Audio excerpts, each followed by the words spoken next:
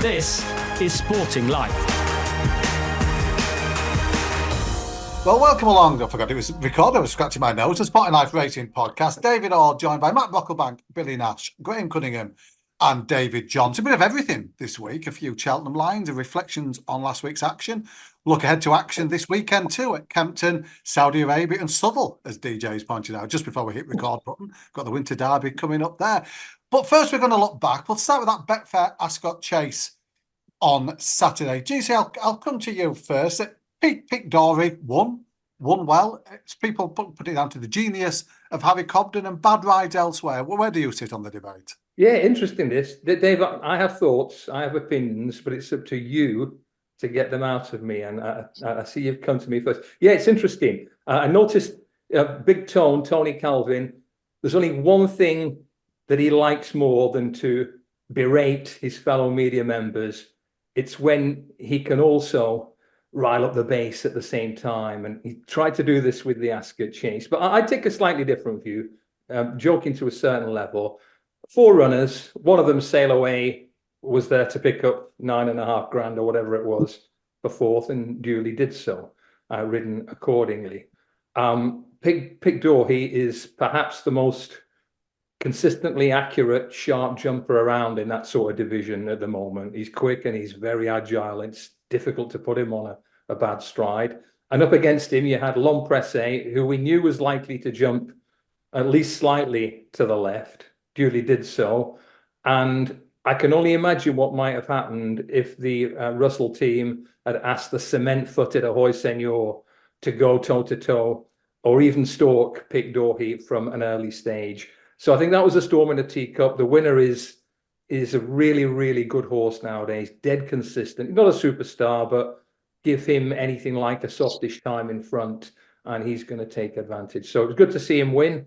I wasn't mad about Lompresse's performance. Ahoy Senor, you know my views. And therefore, overall, well done to Nichols and Cobden and Pig Dorhey, and on to Aintree, which is a theme I might return to a bit later on. Yeah, but something else coming up along those lines later, GC says. David, in terms of performance, going into that race, Lompresse was only £4 or £5 clear on time, weight adjusted time form ratings, and that sort of disappeared at the start, didn't he? He was beaten all the way through. GC's lukewarm on his Gold Cup prospects now. How do you see him? I'd share similar concerns to GC, really.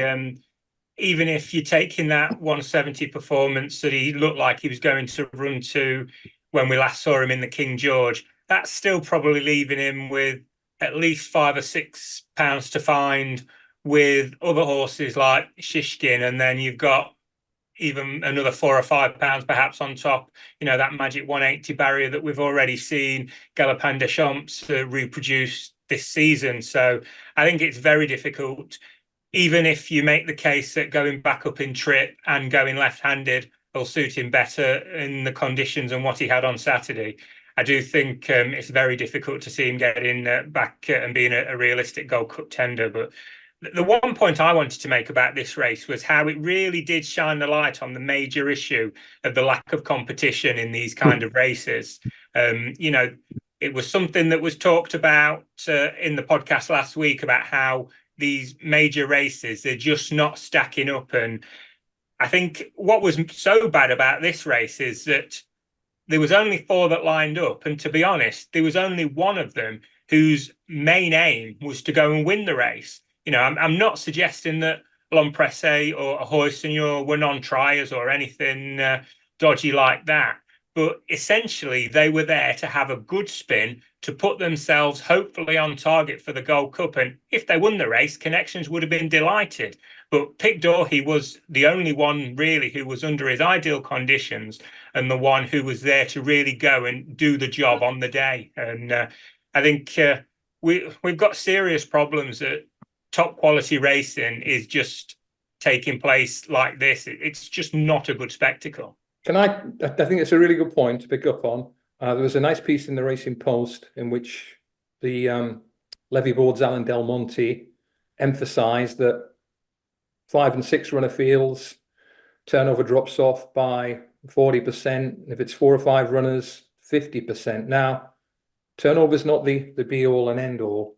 I know that from my time in Hong Kong, where it's stressed constantly. There's much more about the sport than that, but it is important. But two things here. It's my view, I think David would agree, this is perhaps the most significant drum the British racing media should bang. I'm betting without those who are paid to constantly bang the affordability checks drum. It's very important that the media bang that drum because, despite what some might say, I firmly believe that trainers absolutely adore small fields. And why wouldn't they? Money, percentage, status, prestige, of course, why wouldn't they? So it's very important that the media bang that drum. These trainers are absolutely shown their willingness to run infrequently. So make it so. Either make these races handicaps or lose a couple of them. On top of that, we have a governing body, a BHA, who can be relied on to do the right thing only when every other option has been exhausted. They will not do anything unless they are radical, unless they are firmly pushed. And that's why it's very important that the media try to do that wherever possible, because I guarantee you the industry is fairly lackadaisical on this point.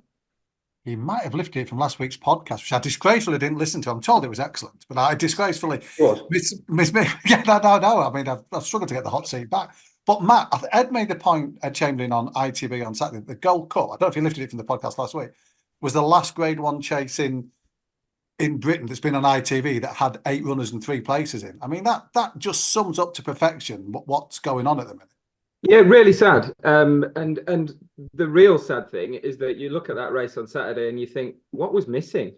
You know, sometimes you look at these races and think, why haven't they run this there? Why haven't they run that there? But, you know, we've had the odd Irish horse come over. Fakadu Derry obviously won it. And we had, I think Eddie Harty brought a horse in a few years ago in that Coney Island who ended up putting up. But the DRF obviously takes away those horses now. Shishkin, obviously last year, and he was given a real gift of a Grade 2 over 3 miles at Newbury instead just the other week. So there wasn't an obvious one missing. This race has often been a good alternative for those also runs from the King George as well, hasn't it? And then you look back at this year's race and Frodon's retired and Allaho's been ruled out and the real whacker's being kept fresh for Cheltenham. So, and obviously no real desire to run Brave Man's Game here, which might have been a nice fit, but why would he? He's going to win it with his well, what has often been a proper Grade 2 horse. So yeah, it was really unsatisfactory. What can you say about those beaten horses? The alarm bells. I came quite close to backing a hoist on I must admit, and then I read some quotes pre-race, and the alarm bells were going off. Lucinda Russell said, "This is a good one. It's obviously a very competitive race." This was her speaking to the PA on Friday, or whenever they got the quotes from her. Where to start with that? It's a 3-runner race, for God's sake. You know, if he can run a big race, we'll see where we go at Cheltenham. I'm very happy with him, like I was going to Cheltenham. Hopefully, this will put him spot on for Cheltenham, and obviously meaning the festival. So that was unsatisfactory. It sounded like Venetia Williams and the owners of L'Impresse, I think they used the word delighted. Now, you just look at it. You know, he was odds-on favourite, like you say, for most of the week, and they came out of it bumped and delighted. It's really unsatisfactory, and that's just the state we're at. That's where we are. Perhaps L'Impresse will now go to Cheltenham and show that this is his thing. When it comes to these British horses, and I've been saying it for years, but they all kind of have these very specific skills, don't they? We've had horses like Bristol de May and Protect, the other Venetia Williams horse that has just won the Better Fair Chase, obviously Royal Pagaille, you know, that's like a Haydock horse. And then we've had horses very specific, like Brave Man's Game towards Kempton with a bit more toe. Now, perhaps L'Impresse will come and show that a Gold Cup over 3 miles too is his thing. Because he'd looked a real stayer when he won that rehearsal chase under a big weight. And I just found it really odd. Going back in trip with him and running him again before Cheltenham was just so strange. So I think that was a mistake. We've come out of it another Grade 1 chase in Britain with more questions than answers, unfortunately. Disgrace job that there was no Irish trainers targeting it, Billy. I don't know what you're doing for the Great Game over this side of the Irish. It was very little from what I can gather. But there was a graded 2.5 mile chase in Ireland on Sunday, wasn't there? And that was a 3 or 4 runner race with just 2 really competitive horses in that as well, the St. Sam race. Yeah, very similar over here. Like you said, the Red Mills chase at Gordon on Saturday, and again, that's probably something that the powers that be need to look at. There should be a bit of joined up thinking. I mean, you have a 2.5 mile Grade 2 at Gordon on Saturday. You have a 2.5 mile Grade 1 at Ascot on Saturday. I mean, there's a small pool of horses as it is. Why do you put on these two races on the same day? So yeah, like you said, Saint Sam had a nice school around Gordon. He beat his only serious rival really in Riviere de Tel, beat her well. But again, he's a horse. He's probably a Grade 2 horse at his best.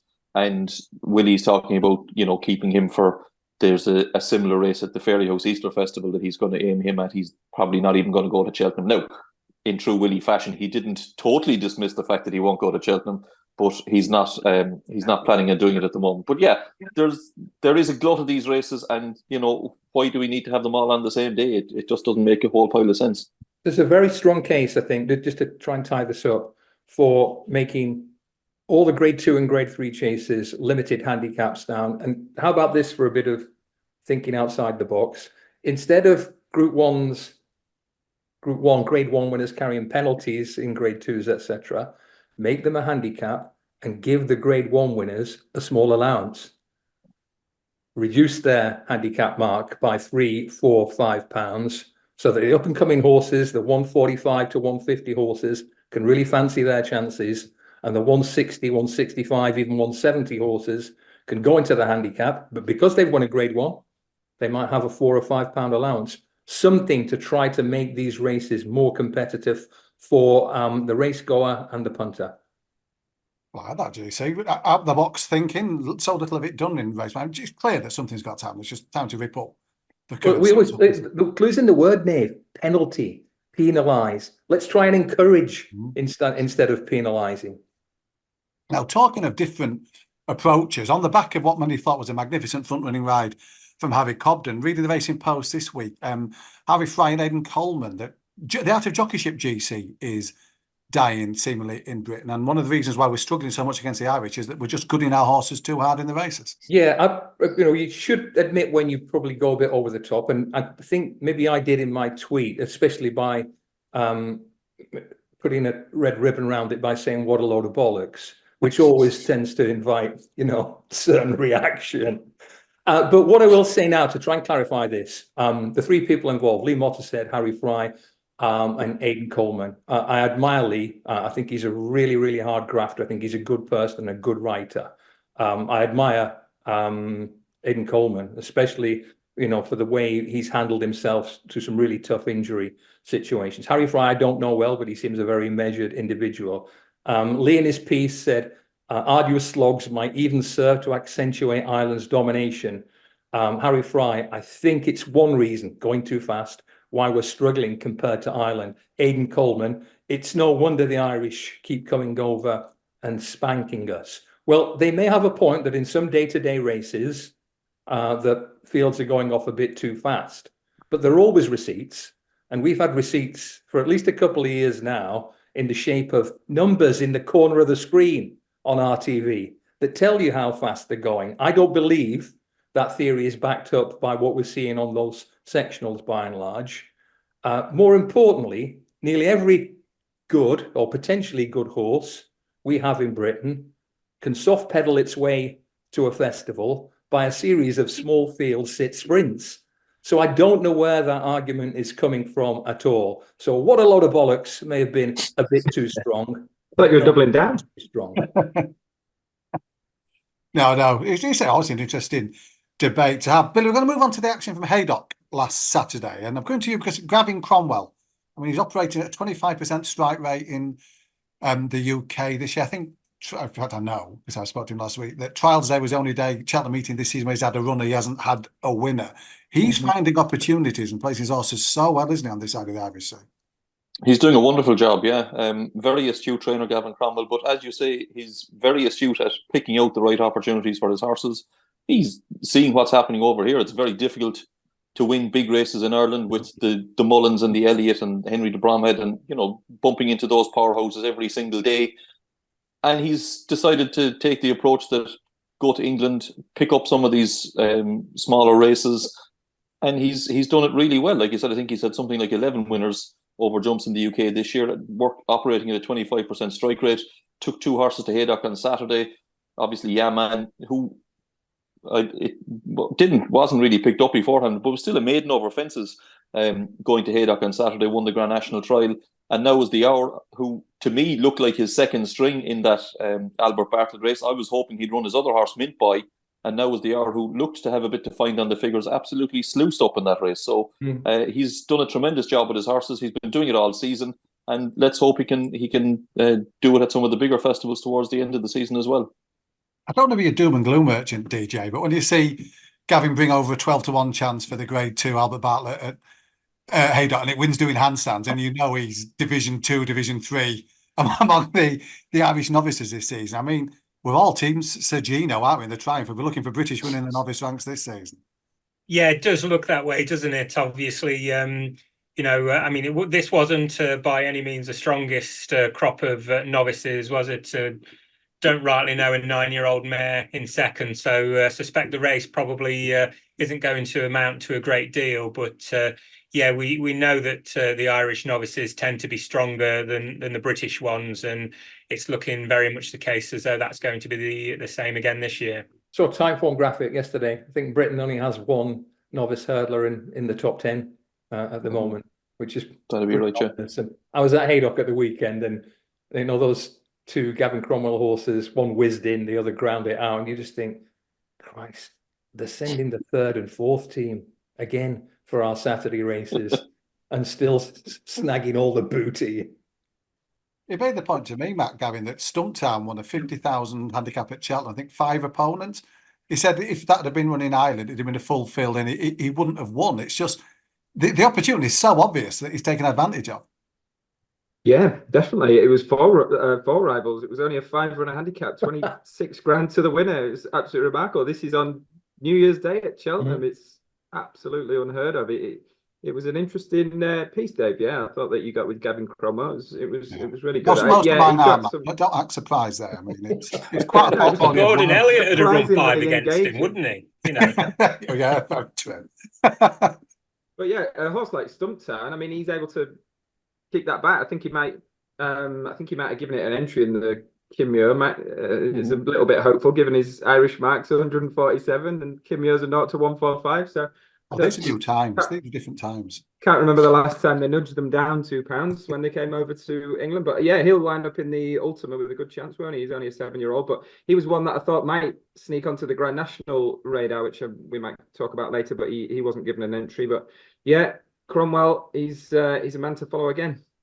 GC, you were at Haydock Saturday. Gary Moore yard having another double. Salva in the Victor Lador and Botox Haas in the Rendlesham. A yard enjoyed a good season, but using the week Jamie retiring, a new era is beginning to dawn down there as well. Absolutely. We should tip our caps to Jamie Moore for a long and successful career in the saddle. And say to all guys like that, please don't announce big retirement news on a Wednesday afternoon or a Thursday morning, just after we've finished our podcast. Far better to do it Tuesday night or early Wednesday morning. But that apart, no, it's a operation I've always admired, the Gary Moore flat and jumps. And they've got 2 very smart horses there in Salva, who didn't have a massive amount to beat, did it pretty well despite getting edgy, and Botox Haas, who whizzed in. But we're looking at the post-Jamie Moore era now, and I think they're in good hands with that Colin Quinn and Niall Houlihan, 2 young jockeys who are both very capable. But the other interesting point, I think this probably crept under a few radars. Look how shall we say? You could say gun shy. You could say reality's biting now with some British trainers. The key winners, valuable winners for Britain over the weekend. Henry's Friend battling in the Rendlesham on a big day for Ben Pauling. No Cheltenham for him as far as I can see. 3 under through 5. High quality handicap performance for Nichols and Cobden. No Cheltenham for him. Pick Doherty, straight to entry. Salva, only if it got really deep, but they don't think they're going to go for the Triumph Hurdle. Botox Haas, they don't want to go to Cheltenham with him. And you're in trouble when the Twisters have a winner Cuthbert Devon, thanks for all the messages, by the way. When they have a winner and they don't immediately commit to Cheltenham. So that 1, 2, 3, 4, 5, 6 pretty big winners for Britain at the weekend, and no one keen to commit to go to Cheltenham. It's a very, very different era now, isn't it? They clearly haven't got the countdown clock on the wall that does the rounds on Twitter, and he sleeps left till the great meeting. Not David, wrong now. David, just a final quick line on Jamie Moore. Started his training modules. It looks like he's obviously going to go on the licence at least, or begin to the process of the new generation Gary Moore. And that's a really good dual-purpose operation that he'd be looking to build up.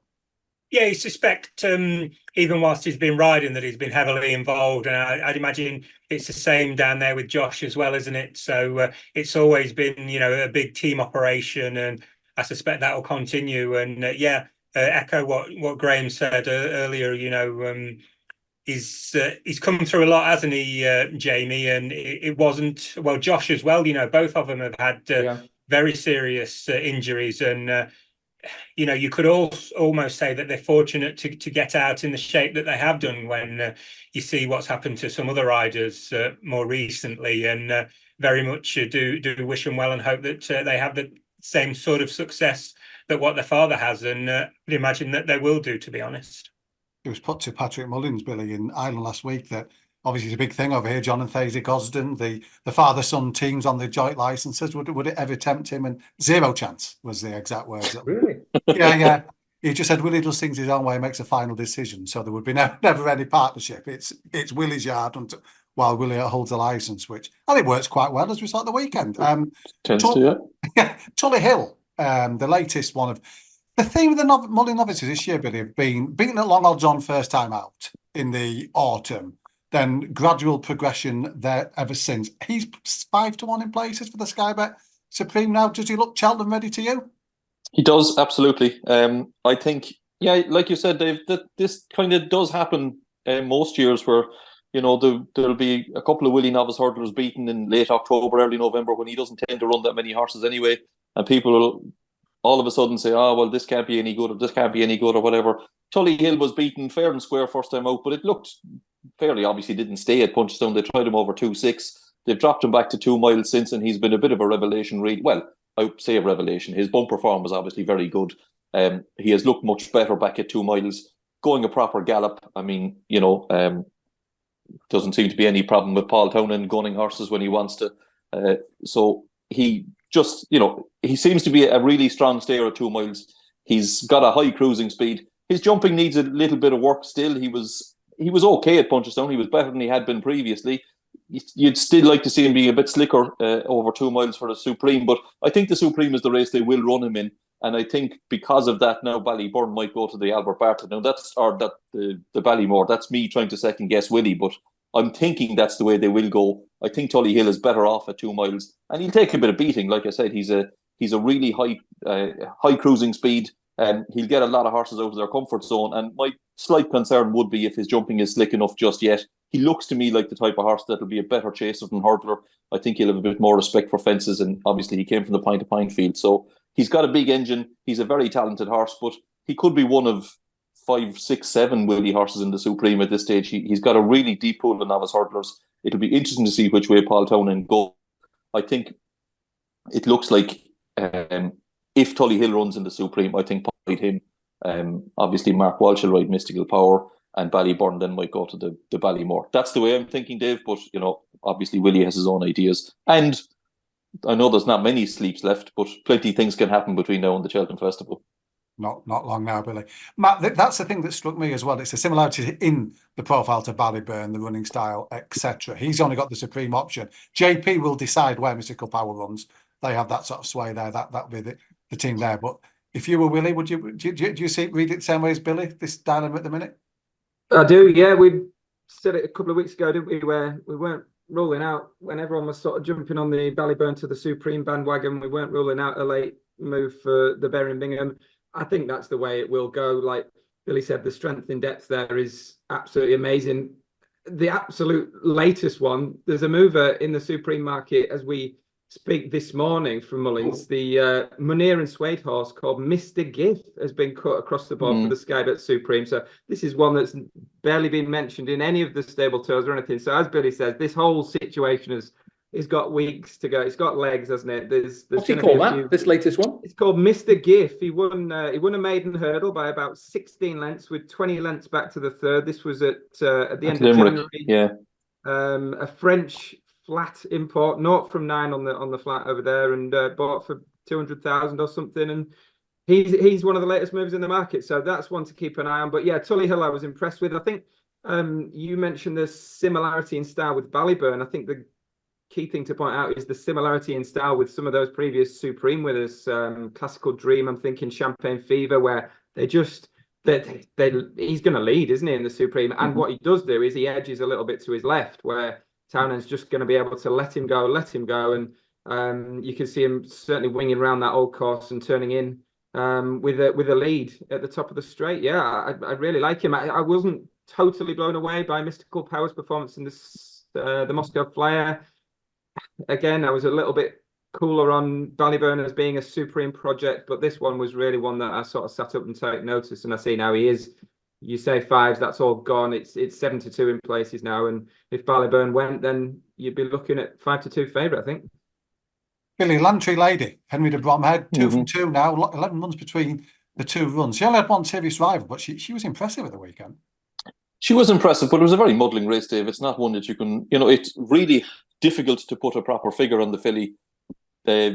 Bottomless ground. There was one just blasted off out in front that they completely ignored, and she beat her only serious rival, who was giving her a stone, and she beat it really well. Now, she was impressive. There's a lot to like about her. She's 2 from 2, both on heavy ground at Gordon. Like you said, 11 months apart. She's a well-bred mare. She's out of an unraced half-sister to Annie Power. And, physically, there's loads to like about her. She looks like a mare that'll jump a fence in time. Now, I see people have been talking about her for the Mare's Hurdle at Cheltenham. She is probably entitled to go there. She's not a novice anymore. So, their options are limited enough with her. But strictly on the figures, we've given her a time form rating of 137. That leaves her about £20 to find with Lassie Mouth, who I think is 156 or that way. Gala Marceau, who runs today at Punchestown, is about 148 or that way. So Ashrow Diamond will be in around that. So she's entitled to take her chance at Cheltenham, but she's about 25 to 1 at the moment. And I think that's about right. You couldn't really be considering at this stage that she'd be good enough to beat those horses. That she Just has a a lot final to one prove. on that race, Dave. The runner-up who was conceding the stone in weight, Gordon Elliott and Gigginstown House stood What's Up Darling, 7-year-old gelding. That was his 4th run in a novice, and he's been entered in the Coral Cup County Hurdle and the Mountain Pipe, unsurprisingly. So doesn't miss on Gordon with those handicap entries. Let's talk about handicap entries or handicap weights. David, the Grand National weights out in the office yesterday. There was great excitement. Does the publication of the Van Dock's Grand National weights excite you, David Johnson? It's not so much, really. Particularly we're in the post-Phil Smith era as well, aren't we? Where we used to have the great excitement of how he'd had to toil through the form book, sat up burning the midnight oil to knock £2 off here, add £1 on there, and basically make little difference. So I think did Martin Greenwood say this year is the first year in about 20 that they haven't had to tinker with it. So I think Hewick is in there off top weight of 169, which is what his published mark is. So there wasn't any tinkering required there. So yeah, there's so many horses entered at this stage, isn't there? It looks very, very tricky. But I was encouraged by the quotes from Martin, where he thought the cutoff would be around 144. Now, the one that caught my eye from the DRF was Panda Boy on 146. So hopefully that does mean that he will get in. But I must say, I was surprised that he thought it was as low down as 144. That means I think that was down to number 61. So if there's quite as many as that come out, I would be a little bit surprised, but we'll see. I tipped Panda Boy up as my early national selection. I arrived at a podcast and actually called it Peru Man. So anybody who listens to that and can't find it, it is Panda, there's no touch up. JC, talk about that. Phil Smith, I mean, I'm boycott until they restore a starter to the menu at the Grand National Weights Lunch. I will not be returning, and that has been my stance for Rightly 2 so. years now. Yeah, but that is just completely gone now, as David says. That element of the bespoke handicap, the rouse, the anger, it just seems like It has. bygone years. On a broader point, I ask this as a question. I suspect this is true. Hasn't that whole occasion got old in a hurry? From dear old Neptune Collonge with some school kids welcoming visitors on arrival, from Martin Greenwood saying, you know, such a horse is a nightmare for a handicapper, Ruby Walsh and AP reflecting on, you know, yesteryear, loads of old people who are starting to knock on, you know, pining for the old days really, but saying it's still a great race, you know, it's still a great race despite the changes. It just feels a bit musty and a bit, you know, Tony Paley tweeting from The Guardian, tweeting the gravy train has arrived in Liverpool as he tweets a copy of the menu. I just find it, I find it awkward and as if the whole thing needs a rocket up its arse, to be honest. It was the Tony Paley tweet that made me think. Yes, when I saw that land. Billy, one thing we're not short of is Irish trained entries. Martin thinks there'll be a single-digit British team. I mean, you look at that, you look at Gordon's entry in particular and Willie's, and if they'd have put that ruling that limited them to 4, how on earth they would have thinned those out to be 4? You're looking potentially for Deadwood. There's some horses that are just stopping others getting into it. There are only 3 or 4 that I think would fall into that category. There's a handful. They both have a handful into that you think, oh, I don't really know if that's going to turn up in a national or is that really suited to a national. But yeah, they've obviously stacked the field. Like you said, if they were only allowed 4 each, I think we'd be getting a lot of new trainers in Ireland all of a sudden. You know, Patrick would be going on the license then, I can tell you. But yeah, like this, it's a really interesting national weights. There was a couple that caught my eye when I went down through it. I think it's the last year's Irish national winner, I Am Maximus, is interesting. No guarantees that he'll jump around because he kind of has his own way of doing things, but a mark of 159 doesn't look excessive to me. That's 11 pounds higher than his Irish national win. I've always thought that Statler was a national horse in waiting. Now, if you watched him clamber around the cross-country course at Punchestown a couple of weeks ago, you mightn't think that. I think his mark is fair, but it's very hard to know what sort of form he's in at the moment. But I did think it was interesting. Gordon Elliott made the point that he thought Galvin was well handicapped, and you can see where he's coming from. I know he only got as far as the first in the race last year, but he ran off a mark of 166. He has somehow been dropped to 155 this time round. Now, he's hacked around in a couple of cross-country chases since. Wasn't going well when he fell at the first, Billy. Wasn't going well. He was flying, yeah, absolutely tanking, according to Davy Russell. So, yeah, he's one that certainly caught my eye. I think it's very easy to make a case for last year's runner-up, Vanillier. He's only gone up 4 pounds, and he's another one that we might see at the weekend. So, yeah, plenty to get your teeth into, but it's like you said, it looks like it's going to be pretty much Irish dominated numerically anyway. Hopefully the finish will be as well. I thought Elliot missed a trick where he said he hopes to run 8 or 10 of those 23 entries. I really wanted him to come out and say, "Yeah, I'm hoping to run them all." Billy, just want to move on to Matt. Did they ain't that a shame? Did that Dean die last year after the Melling Road second time? I saw him appear in the entries again, and the heart skipped a beat. Yeah, well, you know, after his run the last day, that's put him back on people's radars again. I'm just not convinced he gets the trip, to be honest. I think 4.5 miles or 4.25, whatever it is these days, is probably a bit too far for him, but I'm sure he'll turn up and take his chance again, Dave. Matt, you have done a value bet, Antipel's value bet, first one of 2024, put up Chemical Energy. I have. One of the 10 for Elliot. I think there is quite a lot of deadwood in there, but I'll be honest, I think that's quite a risky guess, saying that some of those down at 144, down at 50 odd are going to get into the race. Like, you know, you just see it now. They just stay in there, don't they? It doesn't cut up quite that much. I wasn't willing to risk going much below 40 myself. Chemical Energy's currently number 38. He's got 10 stone 5. That's obviously set now. He's now suddenly, lo and behold, got his entry this weekend after the weights. He's running in the Bobby Joe, which has produced 1 or 2 national winners over the years. And I thought he was really well handicapped on a couple of pieces of form. Last year, he ran in the National Hunt Chase. He ended up being second to Gaillard du Mesnil. Now, obviously, that horse came and finished third to Korat Rambler in last year's National. That was when he was rated 155. So Chemical Energy just looks really well handicapped here. This is way down the weights. If you go back even further into last season, earlier on at Cheltenham, he absolutely hammered Mile Mission, a horse that he was running level weights. He gave him £5 that day at Cheltenham over 3 miles on good ground, and he'd be getting £10 from him in the Grand National. So he's twice the price of that horse. So yeah, loads to like about him. Kept him fresh for the spring. He likes decent ground, so hopefully a bit of sunshine before entry. Just something we ought to point out if you are playing anti-post, particularly with those Irish horses that are on the cusp. We've got the Irish National with the early Easter, I think is April the 1st, isn't it? So it's a couple of weeks before entry. So if you are on the cusp, there's got to be a good chance that perhaps the likes of Panda Boy, they might be tempted to go to Fairy House first. Okay, if they've got 13 days, they might have a chance to take in both, but you could run the risk of them not playing the roulette of whether they'll get in or not and choose to go to Fairy House instead. That put me off the other. That put me off the other Brazil horse. Sorry, Dave.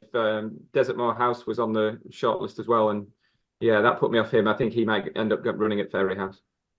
GC, your National, what's on the radar, if anything, at this early stage? Well, I didn't delve after the publication yesterday.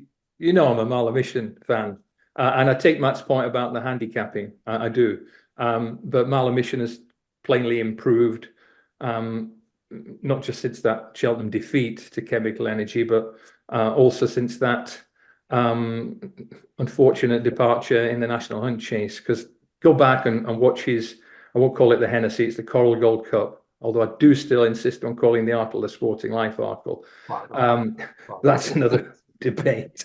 Watch the way he went through that Coral Gold Cup at Newbury and tell me that's not a horse who's ready to run a massive race in any big handicap, granted a bit of luck. I know he's higher in the weight, 7 pounds higher, and I know that the stats fiends will be dead against him because hardly any national winners are coming back off a long break, which he will be in April, unless Connections decide to give him a quick spin somewhere before then. That's clearly by design, though, isn't it? It's not like he's had a setback. So, if you are put off by that, you're a fool, really. It's still a great race. DJ, I'm going to let you go first because you threw this onto the radar. Something for the weekend, Winter Derby at Southwell. Is it still the same magical race? Well, that's it. It's a very different race, isn't it? And one of the key things, two key things. It's a shame that there won't be a crowd there because Southwell is still not open to the public since the pre-Christmas flooding. But the main issue with regards to key race is the change in distance.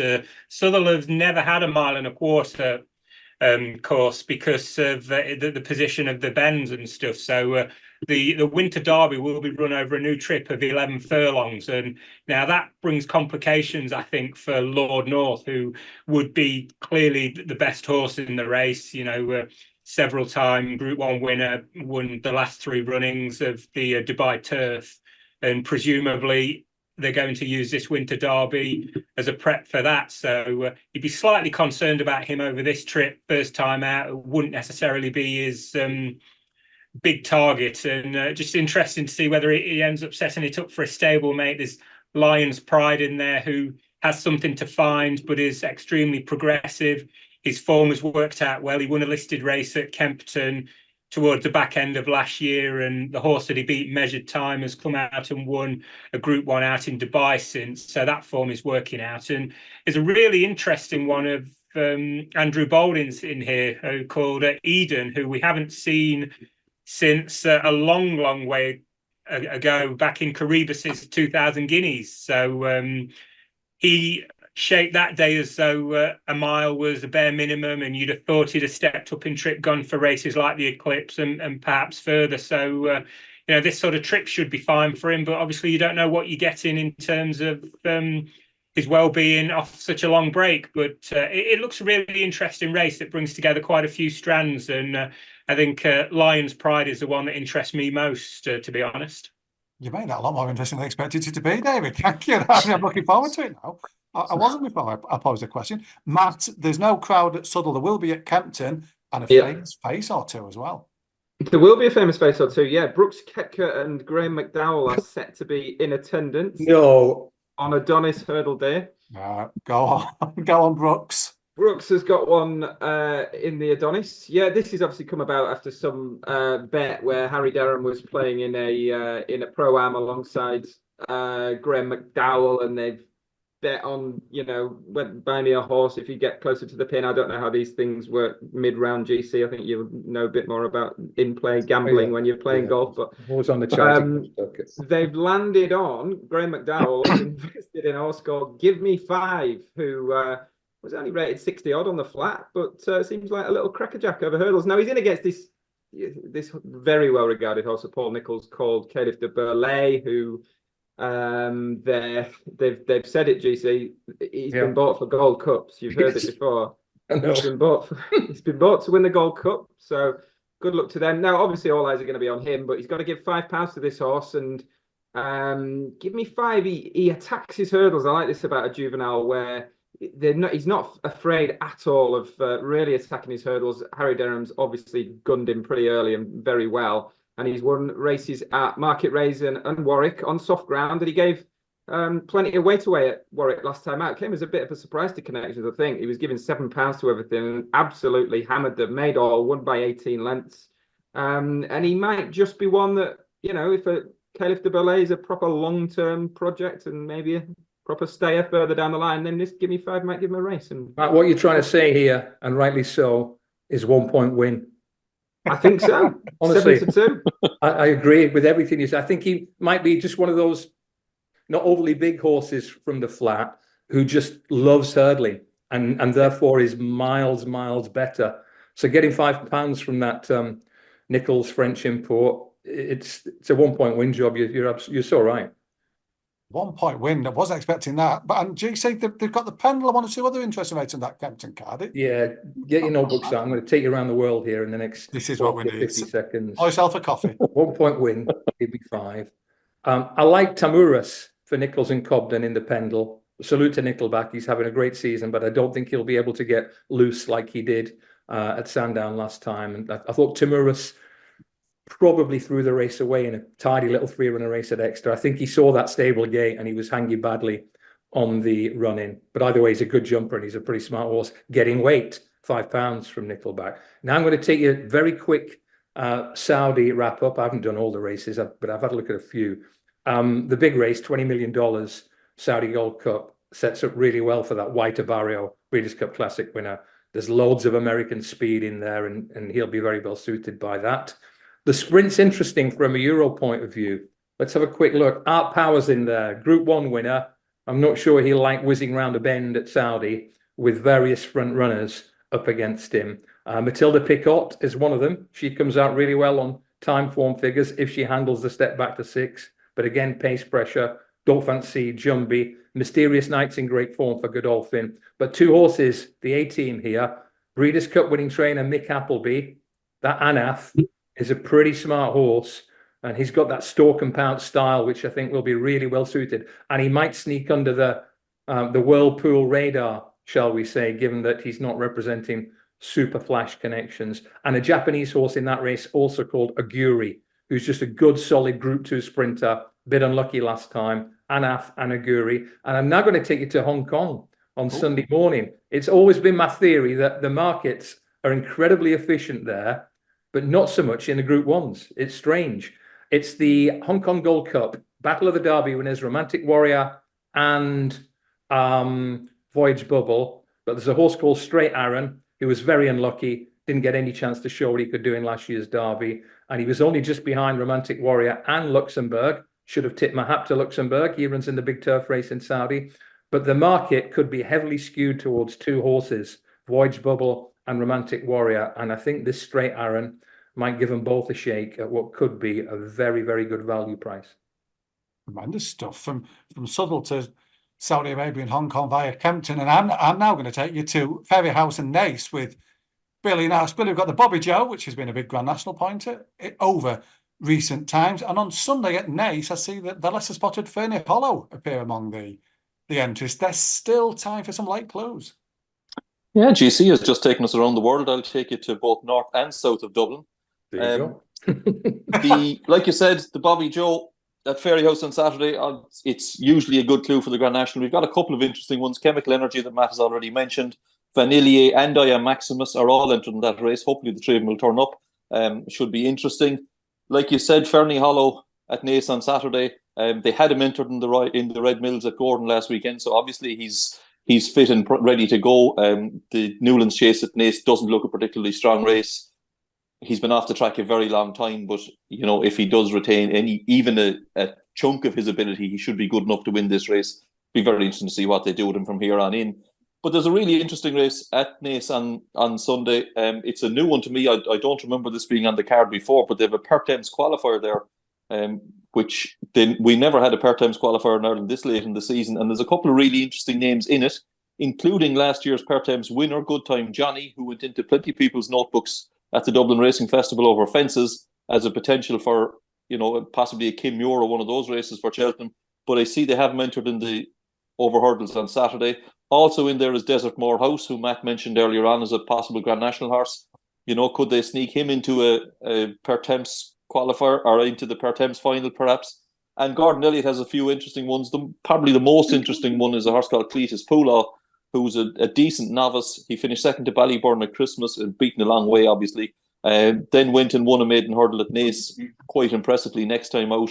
Stepping up to 3 miles will probably suit him, but he does need a run if he's going to qualify for any of those Cheltenham handicaps, be it a Martin Piper or a Pertemps or whatever. So he'd be interesting. But yeah, there's some interesting names on show in Ireland this weekend, Dave, and it should be some good racing, if not possibly, if not top class.